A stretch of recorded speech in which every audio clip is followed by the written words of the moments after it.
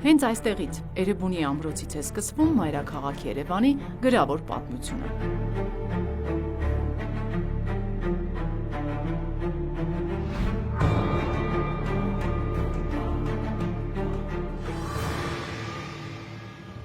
Խալդիե, էուրիե, ինիե, արգիշտիշե, մինուա խինիշե, շիդիշտունի էգալ բադուսի։ Այս արձանագրությունները հայտնաբերվել են Էրեբունի ամրոցում, բայց ոչ թե մեկ, այլ 4 սեպագիր արձանագրություն, որոնցից 2-ն այսօր Էրեբունի թանգարանում են։ Մյուսը հենց ամրոցի մուտքի մոտ, 4-րդն էլ Երևանի պատմության թանգարանում։ Խալդին, տիրոջը, այս տունը, արգիշտին, Մենուայի որդին կառուցեց մի հոյակերտ ամրոց, անունը դրեց Էրեբունի։ Ի հզորություն Բիայնա երկրի, ի սարսափ թշնամի երկրների, Խալդյան մեծությամբ, արգիշտին, Մենուայի որդին, հզոր արքան, Բիայնա երկրի արքան, տերը կամ կառավարիչը Տուշպա քաղաքի։ Հայտնաբերված 4 արձանագրություններում գրեթե նույնն է գրված, մի քանի բառի տարբերությամբ։ Օրինակ, այստեղ ամայի տարածք էր և մեծ գործեր է արվել։ Ահավասիկ դրանցից մեկը, որը համարվում է մեր մայրաքաղաք Երևանի քարե անձնագիրը կամ ծննդյան վկայականը։ Ընդհանրապես Երևանն աշխարհի այն բացառիկ մայրաքաղաքներից մեկն է, որն ունի իր քարե անձնագիրը առավել քան 2800 ամյա վկայությամբ։ Այն նաև Էրեբունի թանգարանի կարևորագույն նմուշներից է, որը վկայում է Էրեբունի ամրոցի հիմնադրումը Արգիշտի արքայի կողմից։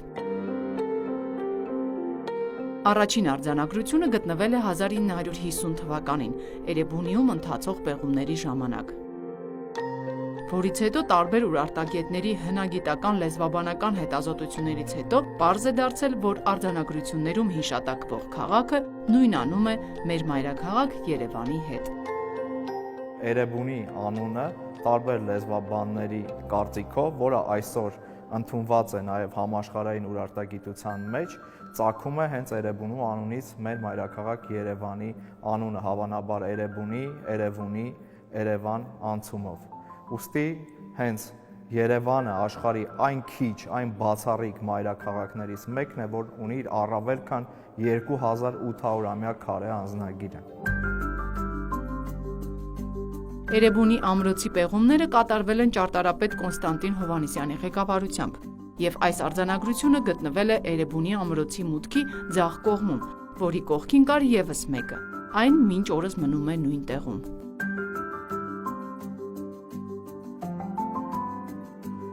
Սեպագիրը ունի նաև որոշակի սրբազան ասպեկտ, ինչպես նաև խորհրդանշում է արքայի հզորությունը, և հասարակ մահկանացուն չէր կարող կարդալ այս գիրը։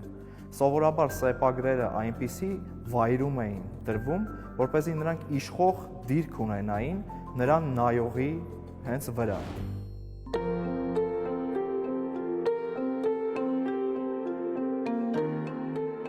Ուրարտական ժամանակաշրջանում սեպագրերի կրկնօրինակներ հաճախ են տեղադրել։ Մասնագետները դա որակում են արքայական քարոզչության մի ձև, երբ արքաները ամրոցի տարբեր հատվածներում դրել են իրենց սեպագիր արձանագրությունները, որ սերունդները հիշեն իրենց գործերը։ Բայց հենց այս արձանագրության շնորհիվ այսօր փաստերով ենք խոսում աշխարհի հետ և ապացուցում, որ Երևանը Հռոմից էլ հին քաղաք է։